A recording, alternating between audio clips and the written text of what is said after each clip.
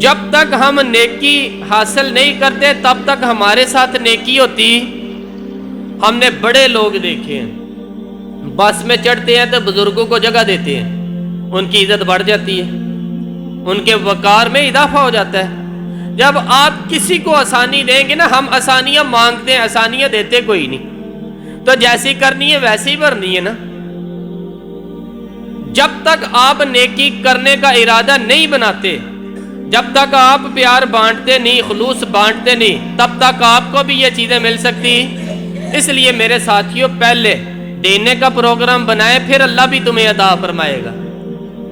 تو جیسی نبی پاک صلی اللہ علیہ وآلہ وسلم نے ارشاد فرمایا، جو چاہتا ہے اس کی عمر اور رزق میں اضافہ ہو جائے تو وہ رشتہ داروں سے اچھا سلوک کرنا شروع کر دے.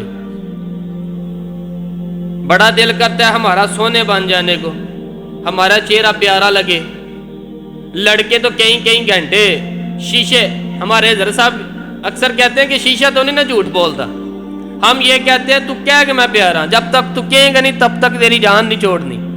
کبھی اس طرح سے وال بنائے، کبھی اس طرح سے بنائے، پھر کینچی لے لی، کبھی مونچھ کو کہیں سے تراشا، اور اس کو جبر کرتے آئینے پر کہ تو کہہ کہ میں سونا. اب جو ہے اس نے تو وہی بتانا ہے نا. کیا خیال ہے آپ کا؟ لیکن اگر خوبصورت لگنا ہو، خوبصورت بننا ہو، تو میرے نبی پاک نے طریقہ بتایا خوبصورت لگنے کا. حضور نے فرمایا جو میری حدیثیں یہاں پڑھے یہاں سنے، پھر ان کو یاد رکھے، پھر آگے بیان کر دے، فرمایا اللہ اس کے چہرے کو ہمیشہ چمکتا دمکتا رکھے گا. تو آئینے پہ جبر نہ کرو، تھوڑی اپنے اوپر ہی محنت کر لے تاکہ خوبصورت لگنے. کبھی آپ نے ایسا بندہ نہیں دیکھا ہوگا جس نے داڑھی رکھی اور وہ خوبصورت نہ ہو. داڑھی جو ہوتی ہے نا، داڑھی یہ بندے کو سونا کر دیتی ہے، یہ پیارا کر دیتی ہے. تو داڑھی شریف حضور کی سنت ہے. تو داڑھی سونی تھی تو اللہ نے اپنے حبیب سے کہا کہ رکھ لے. اگر سونی نہ ہوتی تو کبھی بھی اللہ اپنے نبی کو داڑھی رکھنے کا کہتا.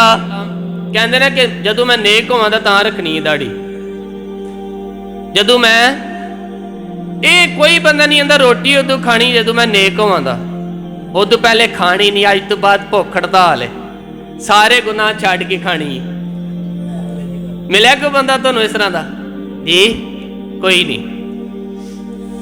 تو یہ کیوں نہیں کہتے کہ جناب میں موٹر سائیکل دے اس دن بہنا جس دن میں فل نیک ہو گیا، آج تو بعد دکانداری ختم، تجارت ختم، نوکری ختم، استعفیٰ، فل نیک ہوا تھا دکان تے جاواں. لو حدیث سنیں آپ. میرے رسول پاک صلی اللہ علیہ وآلہ وسلم نے فرمایا سحری کا وقت ہو، اللہ کا بندہ اٹھے، 2 رکعت نماز پڑھے، وہ اللہ سے جو بھی مانگے گا اللہ اسے عطا فرما دے گا. کس وقت ہے؟ کتنے بجے ہوندی ہے سحری؟ جی دونوں بجے نہیں نا یاد، تے روزے آمن دے تے پک ہو جائے گا انشاءاللہ تعالی. میرا رب کہتا ہے مجھ سے لے سویرے اٹھ سحری کے وقت، اور میرا خزانہ محدود بھی کوئی نہیں، 5000 والا بھی نہیں کہ تینوں صرف 5000 ملے گا.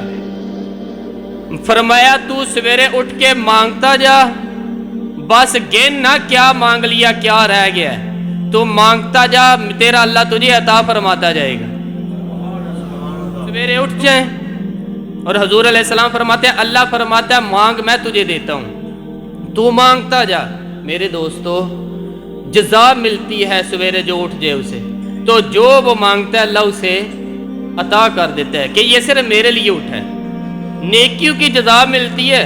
حضور کی حدیثیں سنتا ہے نا تے چہرہ بھی چمکنے. امام شافعی کے پاس ایک بندہ ہے، کہنے لگا میرا حافظہ بڑا کمزور ہو گیا، جو بات کرتا ہوں بھول جاتی ہے، دعا کر دے. امام صاحب فرمانے لگے گناہ کرنے چھوڑ دے، یہ علم اللہ کا نور ہے، نافرمانوں کو نہیں وہ دیتا. گناہ چھوڑ دے، گناہ چھوڑ دے تو آپ کا حدیثیں سننے کو بھی دل کرنے لگ جائے گا. جب گناہ چھوڑ دیں، بات سیدھی کریں، اللہ اس کے حافظے مضبوط کر دیتا ہے. کہنے لگا حضور میرا تو زیادہ باتیں کرنے کو دل کرتا ہے. فرمایا زیادہ کر، پر جب بھی کر یا خدا کی کر یا مصطفیٰ کی کر صلی اللہ تعالی علیہ وآلہ. گناہ جب انسان کرتا ہے پھر اسے سزا ملتی ہے. گناہوں کی سب سے بڑا गुनाहों का इंसान पर अजाब ये आता है कि बेसुकून हो जाता है, उसकी रूह बेचैन रहती है। गुनाह की तारीफ क्या है? माहा का फी सदरे का। हुजूर अलैहिस्सलाम ने फरमाया वो चुभता है तेरे वजूद पे, तुझे सुकून नहीं लेने देता, वो तेरे बातन को परेशान रखता है। इसलिए इमाम से किसी ने कहा था कि हुजूर सबसे ज्यादा डरना किस चीज से चाहिए? फरमाया अपनी करतूता तू। सबसे ज्यादा किससे डरना चाहिए? अपनी करतूतों से। कहने लगे मैं तो सबसे ज्यादा अपनी करतूतों से डरता हूं, कहीं ये मेरे आगे ना आ जाए। बंदों से नहीं मैं ज्यादा डरता, भूख से नहीं डरता, गुरबतों से नहीं डरता, अपने गुनाहों से डरता हूं कि कहीं सदा ना मिलने लग जाए। मेरे अजीज ये याद रखें, जब तक आपका ये मिजाज नहीं ना बनता और इस बात पर जब आप नहीं आते, उस वक्त तक आपके लिए हालात कठिन से कठिन रहेंगे। गुनाह का सबसे पहला नुकसान ये है कि तेरी रूह को बेचैन और बेकरार कर देगा, तेरे अंदर खटकेगा, तुझे बेसुकून करेगा।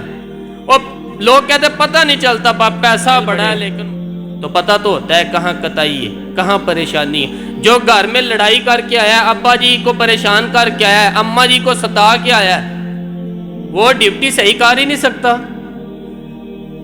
जो घर गालियां दे के बीवी को, वो कैसे सुकून के साथ सफर कर सकता है जिंदगी में? जब तक गुनाहों को सीने में उसने लटकाया हुआ है, वो कैसे कह सकता है कि मेरे मामला ठीक हो? तो पहली सजा गुनाहों की ये मिलती है कि बंदा परेशान हो जाता है और वो जैसी करता है फिर उसे वैसी भरनी पड़ती है। नबी पाक सल्लल्लाहु अलैहि वसल्लम ने फरमाया अल्लाह हर गुनाह की सजा जल्दी नहीं देता, तौबा का वक्त देता है। लेकिन जिसने माँ बाप को सताया उसको फौरन सजा मिलती है, दुनिया में सजा मिलती है। और सजा पता क्या मिलती है? अपना भी तो वक्त आ जाना है ना दोस्तों। पता है क्या करें आप? हम पता है क्या करते हैं? हम अपने बुढ़ापे के लिए कुछ न कुछ तैयार करके रखते हैं। कहते हैं 5 मरले मैंने 4 बेटों को दे दिए, लेकिन वो वाली कनाल नहीं मैंने किसी को देनी, वो उसको देनी है जो मेरी खिदमत करेगा।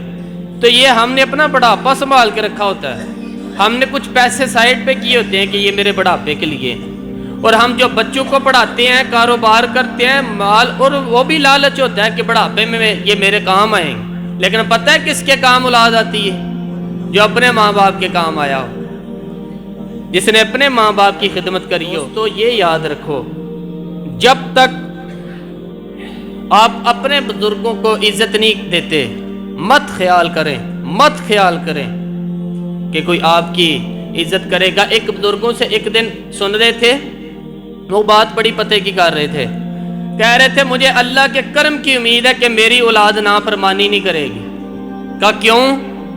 कहने लगे सबसे गरीब था लेकिन अपने घर से कभी माँ बाप को कहीं जाने नहीं दिया।